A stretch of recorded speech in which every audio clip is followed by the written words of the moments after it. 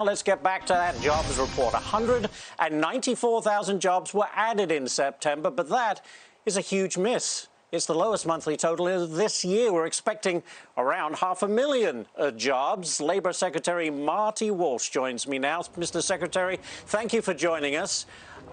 We have nearly 11 million job openings. Why is this number so low? What's going on? Well, I think there's a lot going on in the economy. We're still dealing with a pandemic.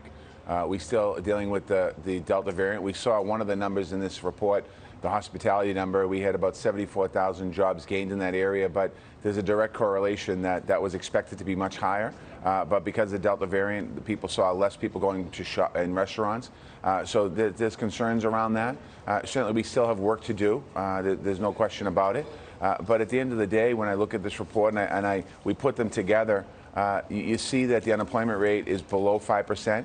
And it took us till 2016 to get to that number in the Great Recession. So there's opportunities here that we have in front of us. So we just need to continue to move forward one step at a time. We're living in unprecedented times. And quite honestly, this is a worldwide pandemic. And we're not the only country to see these concerns in the job market. Other countries in this world are looking at the same thing. Or I should say dealing with the same thing. You know, Right. This is the first report since the extra federal unemployment benefits ended in all states. That was on September 6th. But we haven't seen a real uptick with more people being brought back into the job market. Do you think we'll see more of that in October? Well, I think a lot of people were claiming and felt that the extended unemployment benefit was going to help or going to keep people out of the job market. I was on this station and other stations saying the same thing. I didn't think that was the reason. I'm hoping that as we move forward here in the next month, we get more and more people into the job market. But there are some really particular things going on. If you look in the public education sector, certainly there's something going on there that people aren't going back to work or for some reason we're not filling those jobs. So that was one of the places that really, I think, probably the forecasters expected that would see higher numbers. And if those numbers came in as planned, obviously we probably hit the 500,000 job number. But there's a lot going on here. But I will say that, you know, President Biden's economic plan, in my opinion, we look at 194,000 jobs this month. There's 317,000 in the private sector. The plan is working. We've added nearly 5 million jobs since President Biden has taken office. We're still working to get the vaccine mandates are working. The more and more people get vaccinated, the more and more participation we see in the workplace. So we just need to continue to move forward here. We can't stop our work. We have a lot of good, important work to do. We just need to keep moving forward. We're showing a graphic now, Mr. Secretary, of labor force participation rate actually dropped 0.1% from August. That translates to about 183,000 people dropping out of the labor force. How do you account for that? You know, I think that's a perfect question, and I think a lot of this is I think there's a lot going on. I think that a lot of people are thinking about their work-life balance.